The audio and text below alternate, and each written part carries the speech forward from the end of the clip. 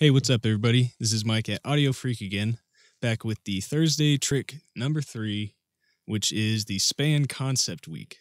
In this tutorial, I'm going to show you how I like to use span and just some practical uses for it and pretty much how it works internally. So this is the track that I'm going to work on.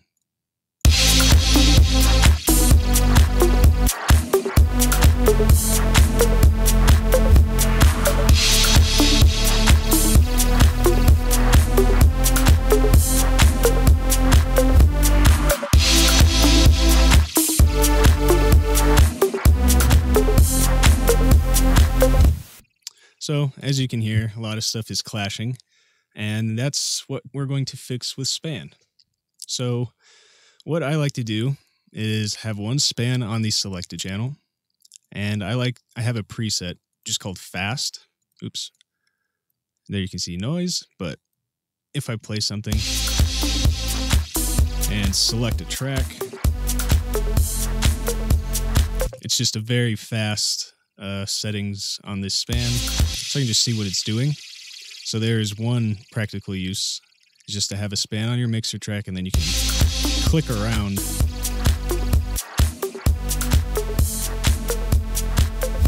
And if you watch the Tuesday tip, you can see, how you can get rid of all these spikes and all that stuff.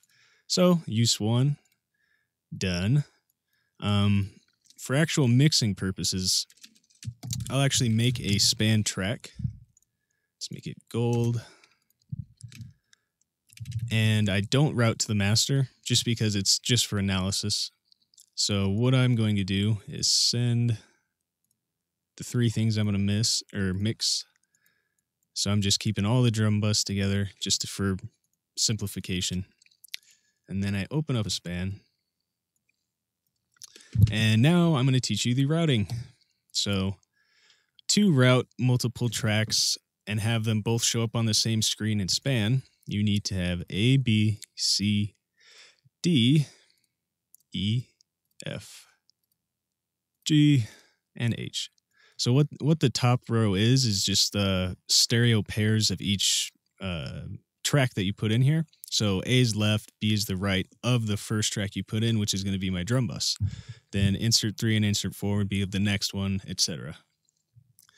Next, you need to have 1, 2, 3, 4, 5, 6, 7, 8. These are just the group assignments for each. You can actually do 1, 1, 2, 2, 3, 3, 3, 4, and 4. And then you just have each stereo pair in the same spectrum, which is probably preferred, but I kind of like that extra control over the left and right. So if you go up to 8, you have separate spectra of the left and the right channel. Then for output, I do A, B, C, D, E, F, G, H. And that is all the routing you need to do for these purposes. So now go up to the Raptor settings, processing, right click, and drum bus, the bass, and the chords. And you can put them in whatever order you want.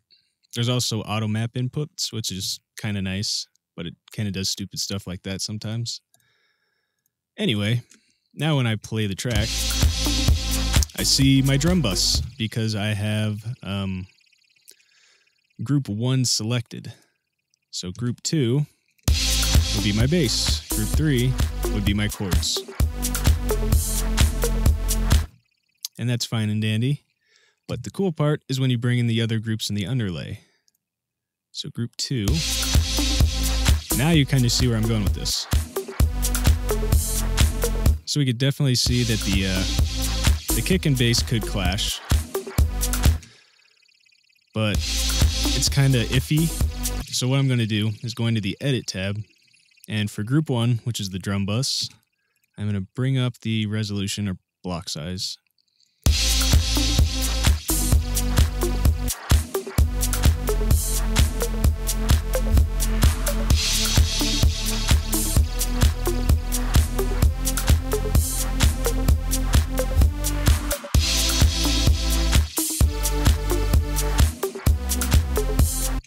So if you watched the Tuesday tip, you know what I'm doing at this point. If not, I recommend going to watch it because it shows you what everything in Span does, or at least all of the essential stuff. Anyway, all I did was just make the graph a little more related to the real time. So yeah, maybe turn the smoothing on too. Yeah. Cool, that looks all right. So the cool thing about this edit tab is that you can just click group 2 now and have entirely different settings. So maybe a little faster.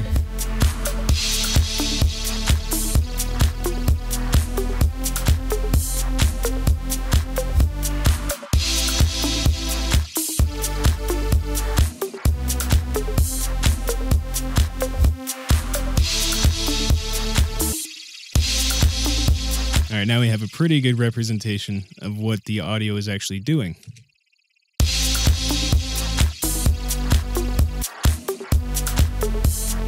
So now I'm going to do group 3, which is the chords.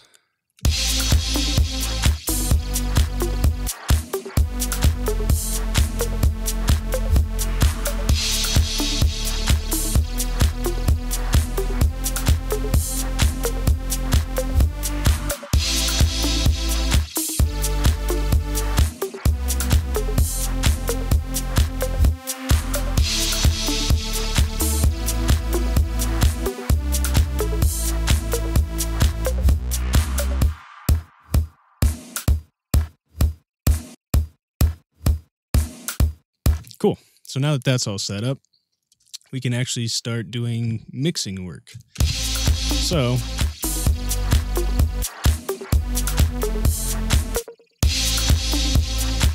oops. I actually want to turn up the range to 0. There we go. So whenever you want to stop it, all you got to do is click hold, and you can kind of see where everything's peaking at. So my kick is peaking at 74.3, or 73.4, sorry. So what I can do is go into the bass.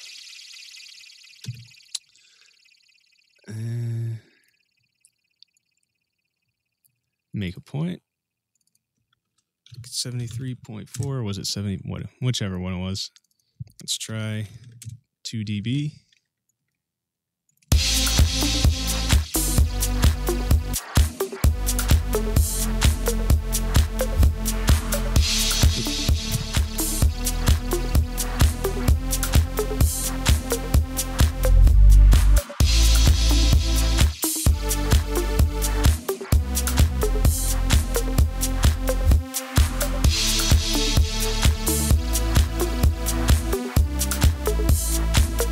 And this really isn't that much of a problem. I'm just showing you how to use it. Because honestly, if you look at it, there's almost always enough space for the kick drum in this bass.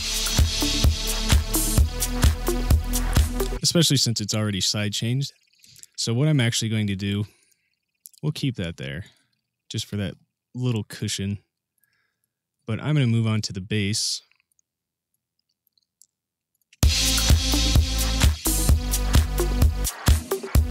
There's definitely a bit of clashing here. So what I'm going to do is high pass the chords.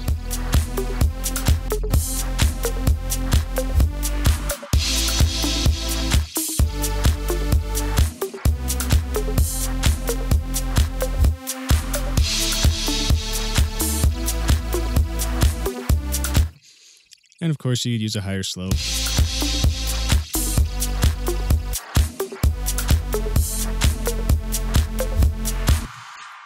But since I am showing you this trick, I have to warn you that mixing visually does not guarantee an amazing mix. It is only a tool to help you. The ultimate judge is the two things on the side of your head. Some people tend to forget that.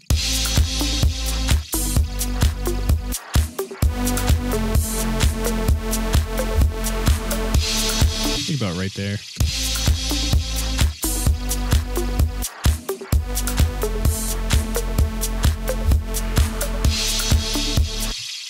Anyhow, that's how you mix visually.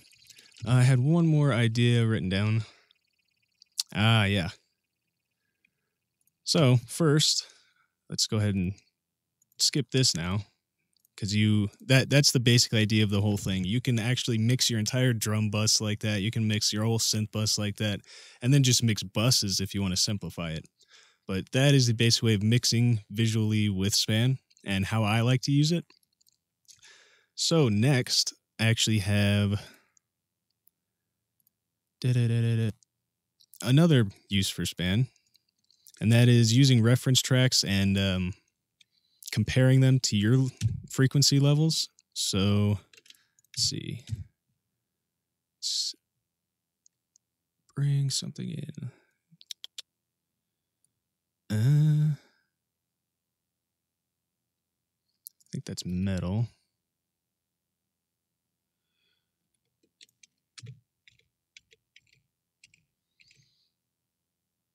Let's try this one. Whatever this one is.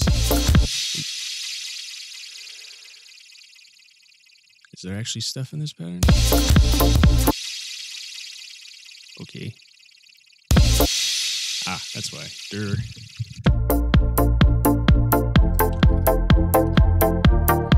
So when you do this, you can have a span up, up, up, up. So say that this was a professional track and you were trying to kind of analyze it so that you could apply it to your own track. So this is where the max crest factor and the RMS and all that stuff can kind of help you get a commercial sound. Hold on, let me bring in one more so I can show you what I mean. Desktop. That one, yeah. So let's say that, let's say that this would be the commercial track. Black hole.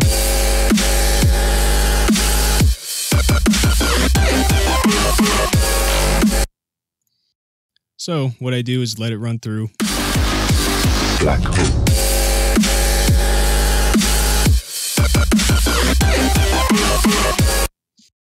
And you can see we're at about -12 RMS with a 6.1 max crest factor, and the highest peak was -4.8.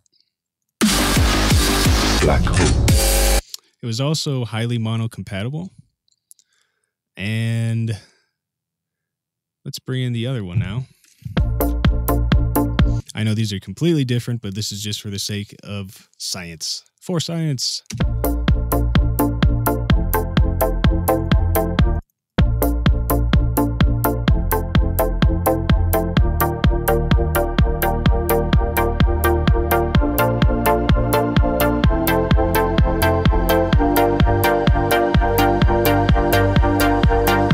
So you can see I'm getting close.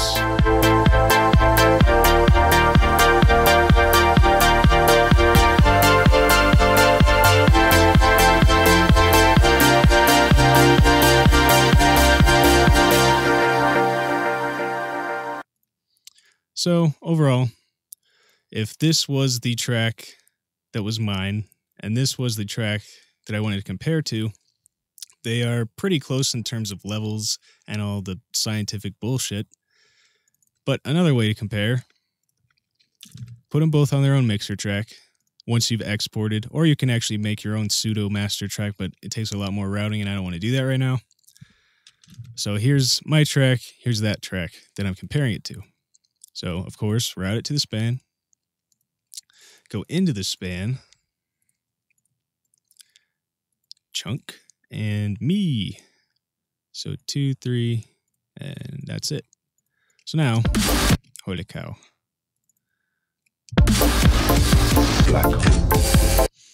And one thing you can do when they do play at the same time, just take the master off of one of them. Black hole. And I'm going to actually make that a little bit faster. Black hole.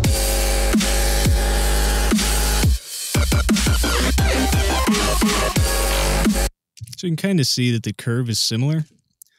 This is what Ozone 5 kind of does. Black hole. So as you can see in mine, which is the blue one, this larger file, I'm missing this dip. So what I would do is probably get a linear phase equalizer. So just set it up higher. And that dip is at about Black hole. about 1000. If you're hovering over span, you can see here in the bottom left corner where you're at, or the bottom, wherever it flips around. Anyway, you see what I'm talking about. Black hole.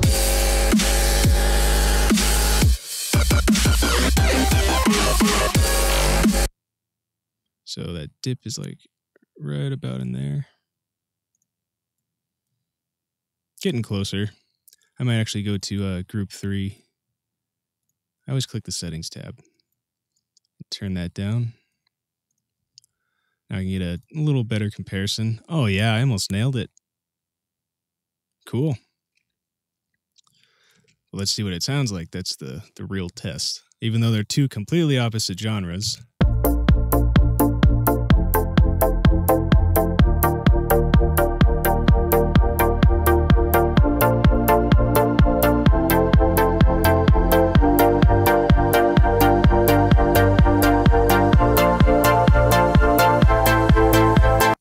Okay, so you can kind of see how that works. Another thing that people like to do is mix to a pink noise file. I've heard of this trick. I've honestly never done it, but it's the same concept. You would just route this to a mixer track, send it to span, and do the exact same process. So you don't need Ozone to do that for you, as long as you have a minimum phase equalizer. Otherwise, you're going to affect phase, which will affect your mix, and it could ruin it. And I think there was one more trick. Oh, no, that's about it. That's pretty much how I like to use span. I hope this helps you guys out, because I know people are like, all you need is span, blah, blah, blah, blah, blah. But once you open it up and you don't know what you're doing, you're like, holy crap, dude. So, yeah, I think that's it. Tune in next week for Tips and Tricks, the 4th edition.